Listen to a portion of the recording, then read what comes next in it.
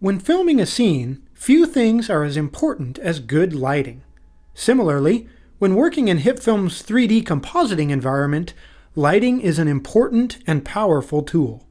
I'm Axel Wilkinson for HitFilm.com, here to explain how to use lights in HitFilm 3 Pro.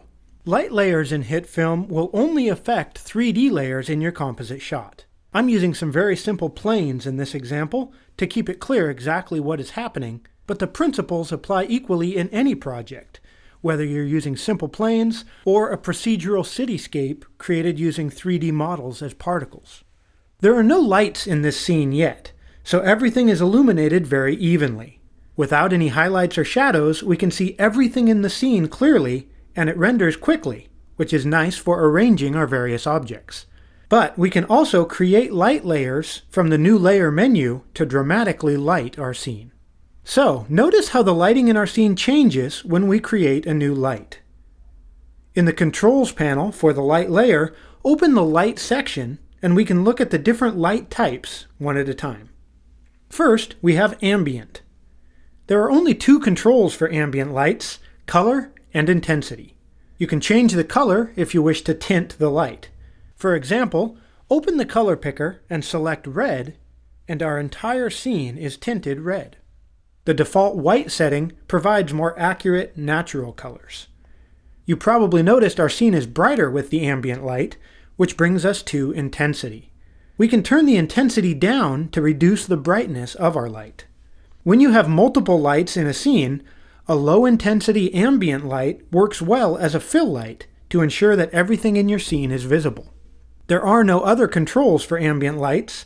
They don't even have transform controls, because they are essentially everywhere.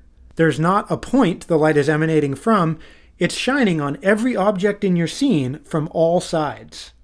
Thus, ambient lights do not create shadows. A point light, which you might recall was the default type, is similar to holding a naked light bulb in your hand, or the sun. The light shines out in every direction from one specific point. Our walls and planes are illuminated differently based on their angle and position in relation to the point light. We also have some new controls for the point light. Cast Shadows is the master control for whether or not this light will create shadows among other objects. We will come back to shadows in a minute. Falloff and Reach work together to control the area that your light will affect. Falloff describes the behavior where the further light travels from its source, the dimmer the light gets. When Falloff is enabled, Reach sets the distance beyond which the light will have no effect at all. To better understand the Falloff options, let's look at this chart. So, with Falloff set to none, the light stays the same intensity no matter how far it travels. It's not how real lights work, but it is super convenient for lighting a 3D scene because you don't have to worry about how close the lights are to your other objects. With linear Falloff, the behavior can be described by a simple angle. As you get farther away from the light source, the intensity of the light decreases. At twice the distance, you get half as much light. Curve Falloff gives the most accurate simulation of real lights. The curve, which gives this type of falloff its name, follows the inverse square law, which you can look up if you want more technical information on it. But basically, every time your distance from the light doubles, the amount of light you receive is quartered. It's a little bit more confusing than the linear falloff, but the simple version is that the light is much more powerful at short distances. Let's compare these types of falloff now in HitFilm. With linear, notice how the more distant planes receive progressively less light.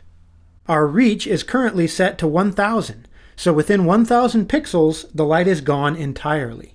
But we can increase the reach to extend the range that the light will travel. As we switch from linear to curved, the more distant planes receive even less light. The difference between curve and linear is subtle, but if you're trying to replicate real lights as accurately as possible, then curve falloff should be your weapon of choice. Shadow opacity and shadow diffusion control the appearance of the shadows created by the light. But to get shadows at all, we need to enable Casts Shadows. Now we need to define which layers should cast shadows as well. Select row 1, open its materials, and here we have a toggle for whether the layer will cast shadows. Enable that toggle, and we get realistic shadows being cast from this layer onto the floor and walls. Switch back to the light layer, and we can use shadow opacity to adjust the darkness of the shadows. Shadow diffusion adjusts the softness of the edge.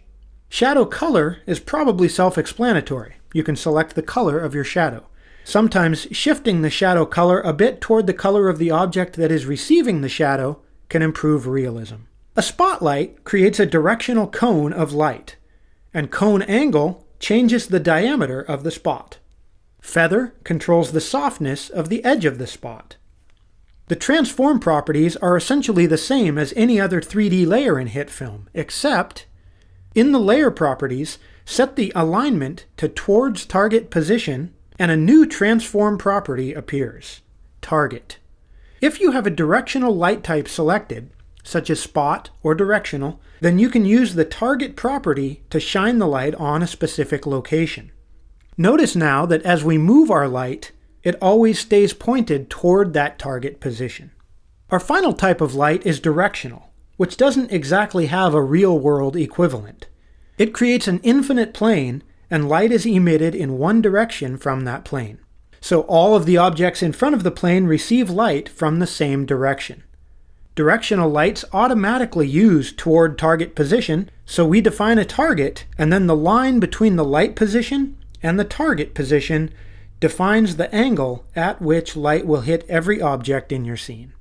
So, those are the different types of lights and their controls. We can also adjust the way each layer interacts with different light types by editing the layer materials. Our next tutorial will look at the materials controls for different layer types. Thanks for watching, and I hope you come back for that tutorial as well.